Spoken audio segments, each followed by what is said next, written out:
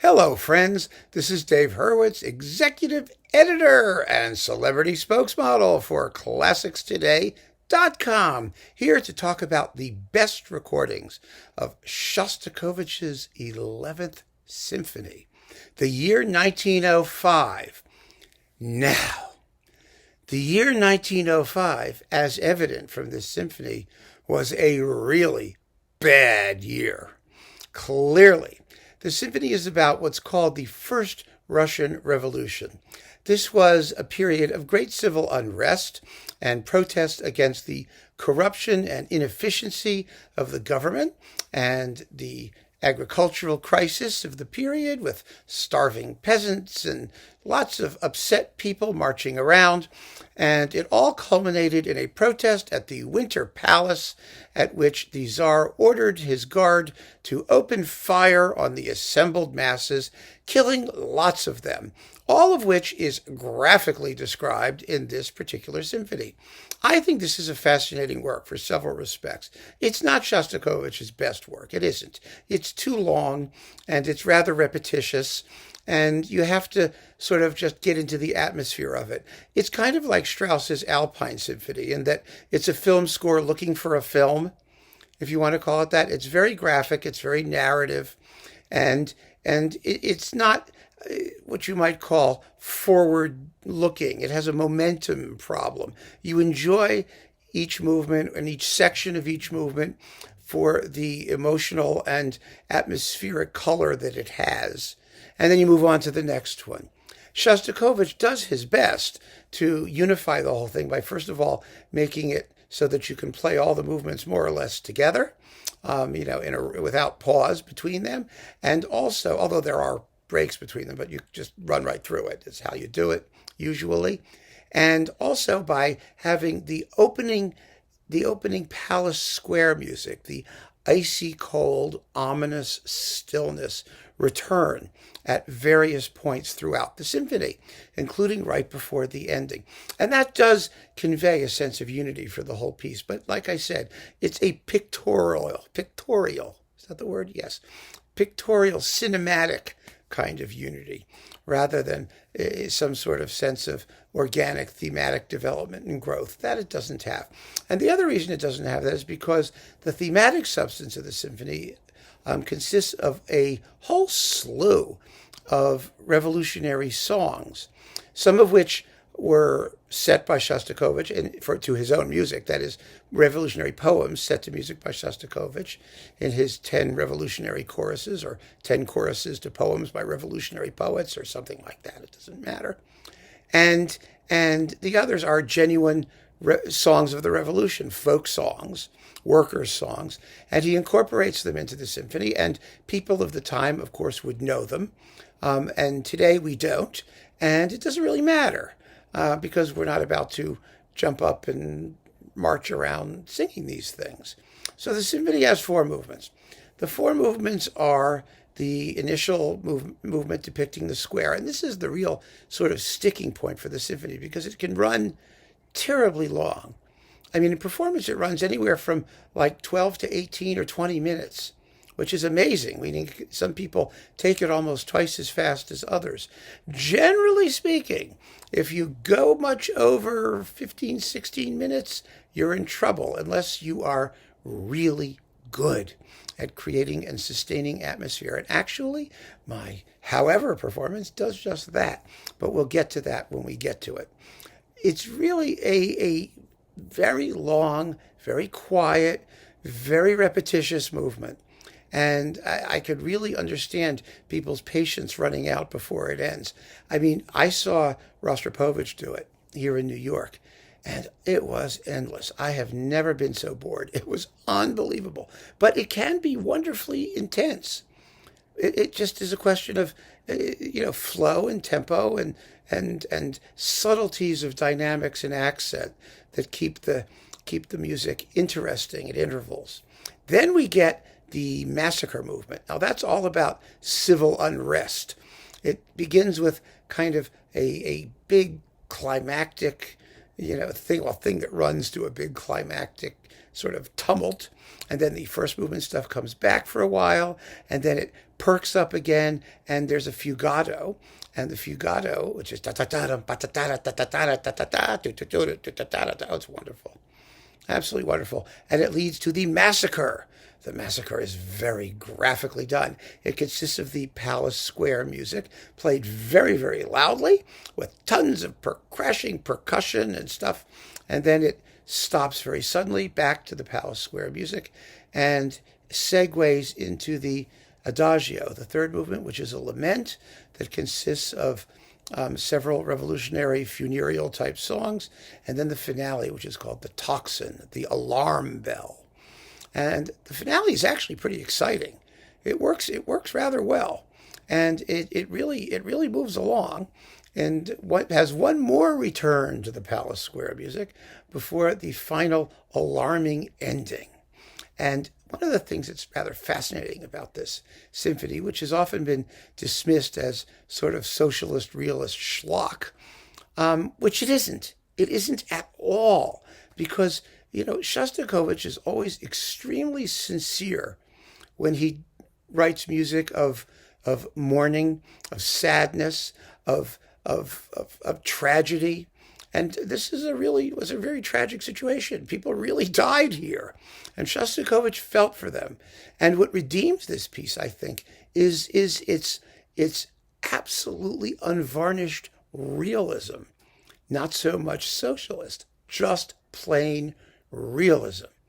And the final movement is particularly very, very telling, because Shostakovich at this period was under a lot of pressure to write music that would be the fabulous, wonderful, hymn to Lenin that he kept promising. First, it was going to be a hymn to Stalin, which he never did. Then it was going to be a hymn to Lenin, which he never did. He sort of made another stab at it with the 12th Symphony, which we've already discussed. But this is going to be another one of those socialist realist tracks that was supposed to end with, the glorious triumph of the people and, the bright future of communism, et cetera, et cetera, et cetera. Doesn't end like that at all. In fact, it's one of Shostakovich's most tragic symphonies. The end is unalloyed panic and apocalypse, and it really has to be played that way. I mean, it's supposed to be the alarm of revolution, and that's how it ends.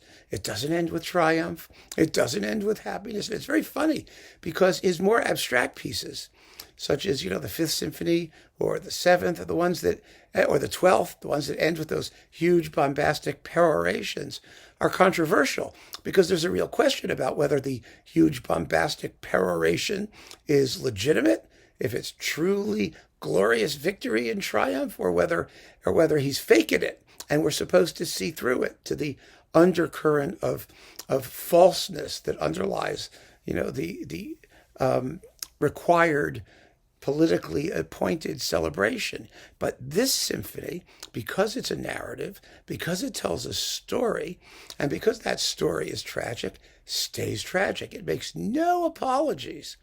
And although it got the Lenin Prize and was relatively popular in its day, critics have said, critics in the Soviet Union at the time said that it still was not, it was too realist and not enough socialist, if you know what I mean. It doesn't end with a glorification of the revolution and communism at all. It just ends with the horribleness of battle and the death and destruction that it causes.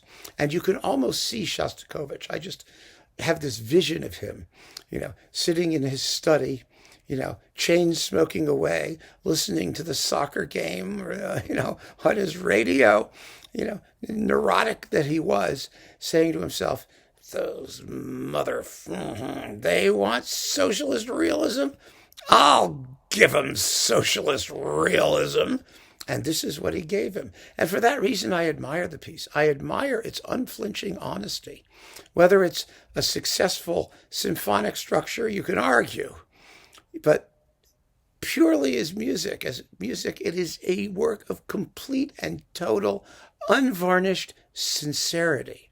One in which Shostakovich didn't have to disguise anything, because the story speaks for itself. It's a revolutionary tale, and he found the one that would allow him to be absolutely as grim and horrifying as he wanted to be, and make no apology about it. Now, the secret, in my mind, aside from that first movement of carrying off the symphony, the rest of it basically plays itself, is just to nail the ending. The ending is exciting, but you've got to hear the alarm bells, the chimes in the background, and there's some really good writing for the tam-tam, which you don't hear most of the time terribly well, and it needs a great sounding recording. I mean, ideally, some of the earlier ones, earlier performances that we're going to talk about were not as well recorded, and if the performance is great, you can deal with it. But if it isn't, we don't need to. But it doesn't matter. I want to play you that ending, the big, loud, alarming ending, just to give you an idea of how desperately tragic this music really is, how grim and how full of tumult and fire and death and destruction. It's just terrific.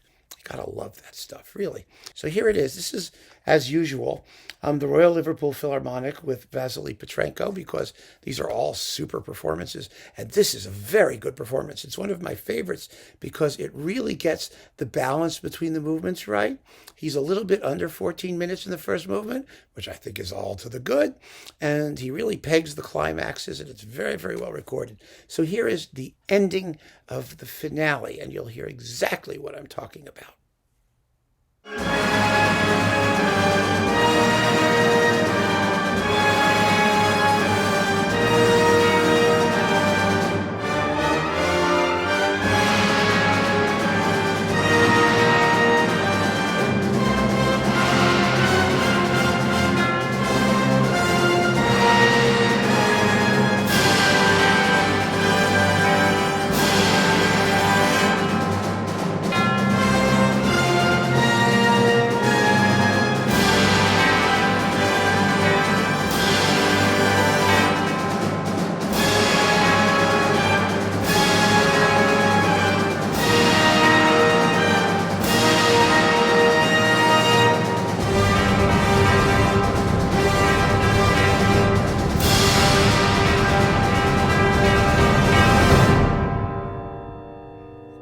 Scary, right?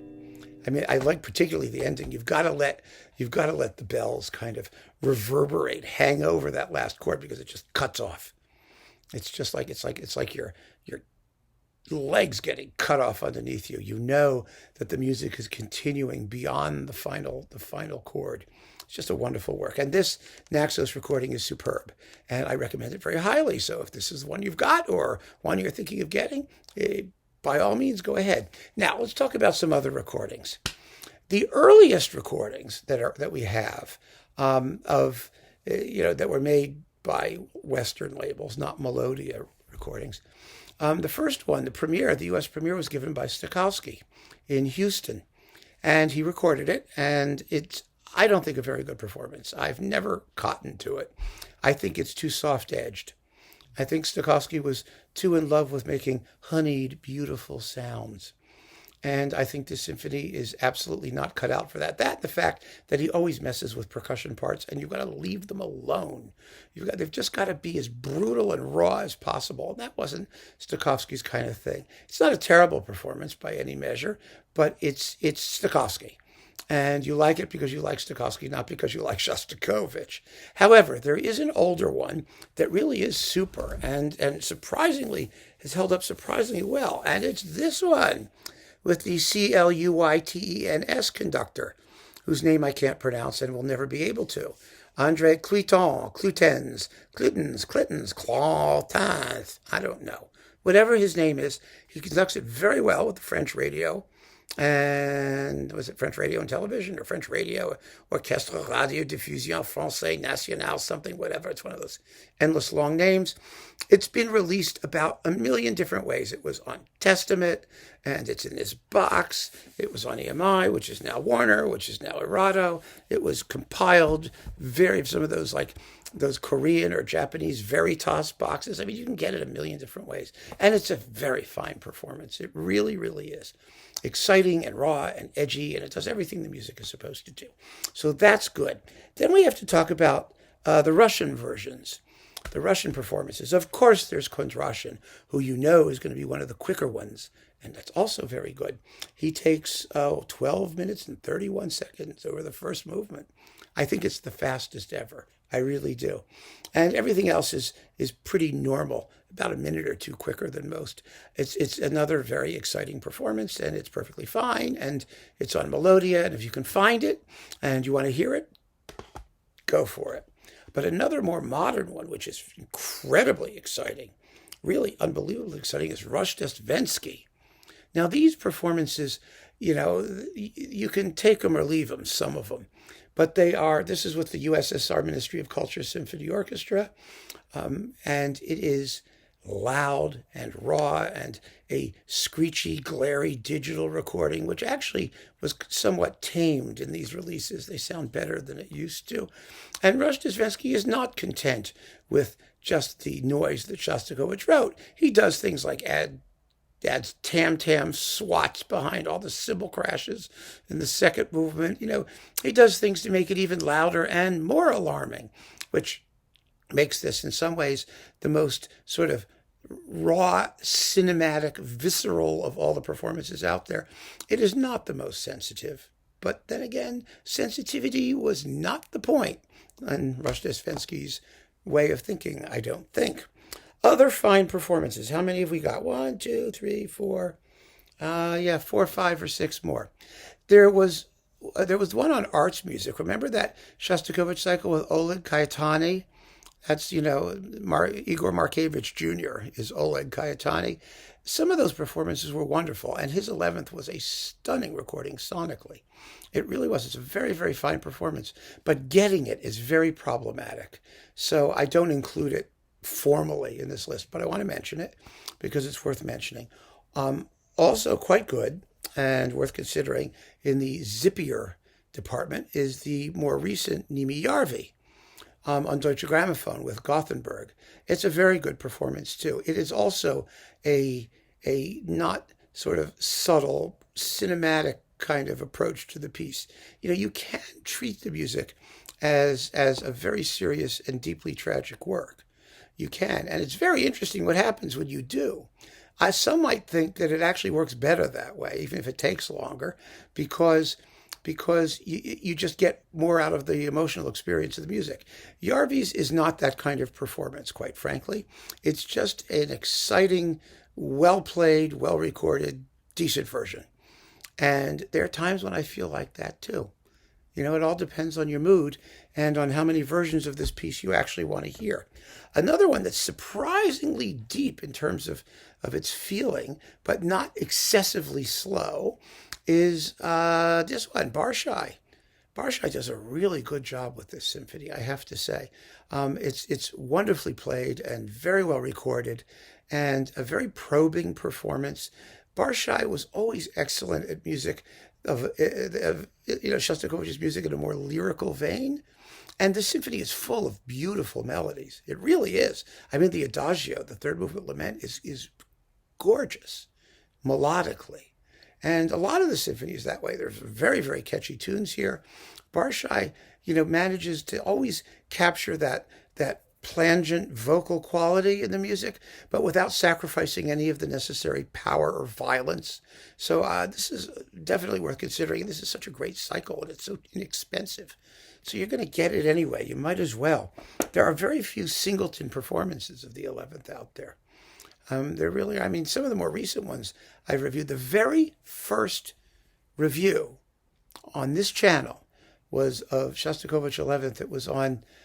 I think it was Sinaisky or one of those guys. It was on Chandos. It was terrible. Absolutely terrible. So, there's lots of ways you can go here. It's a very easy symphony to mess up simply by underplaying it. And that happens. It happens quite frequently. It does not happen here on Bis with Mark Wigglesworth. Now, Wigglesworth takes, 16 and a bit minutes over the first movement. But otherwise, that's not ridiculously slow, by the way. That's sort of okay. And he really, really has some thrilling sound. This is one of those Bis SACD things. It's in the Shostakovich box, but it was also recorded separately, so it's nice to have. The whole performance is 63 minutes.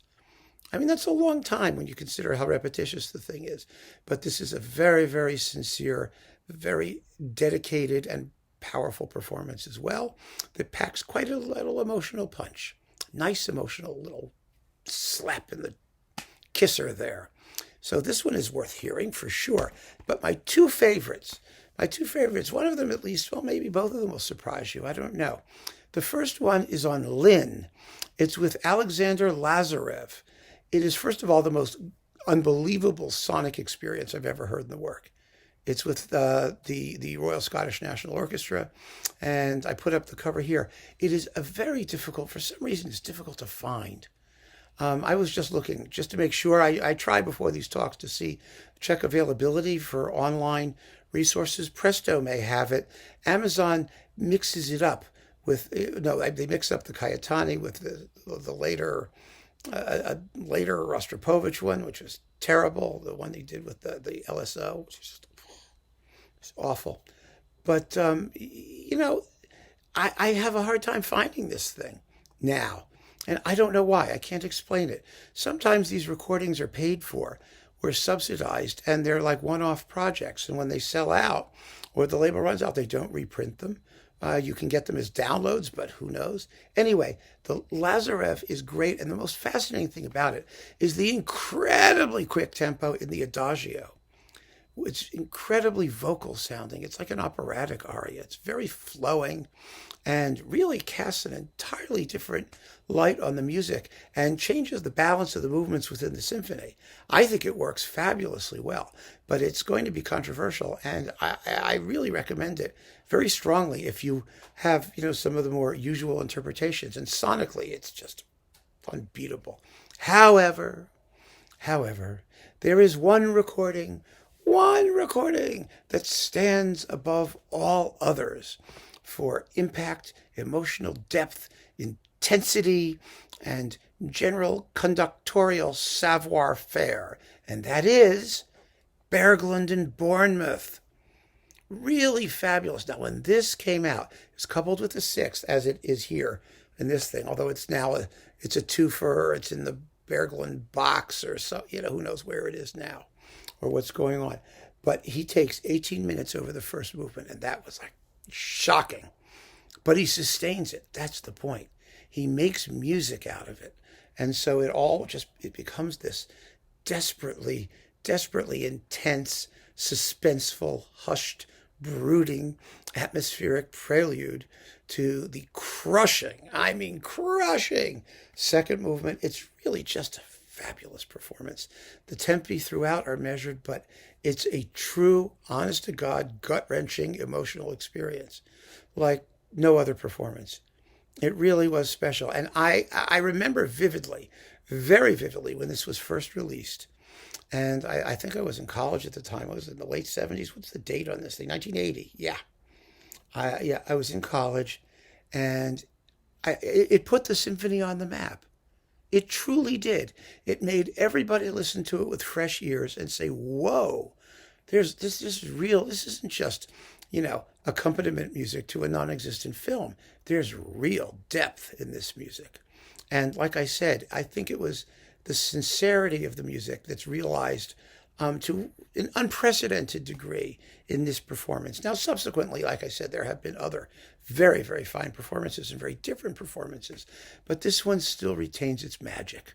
And when I want to hear the 11th in all of its raw, gut-wrenching, pedal to the metal, gory glory, this is still the performance that I go for.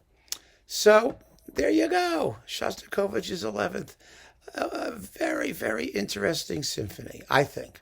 One that has the imperfection of epics, not the perfection of miniatures, if you want to call it that.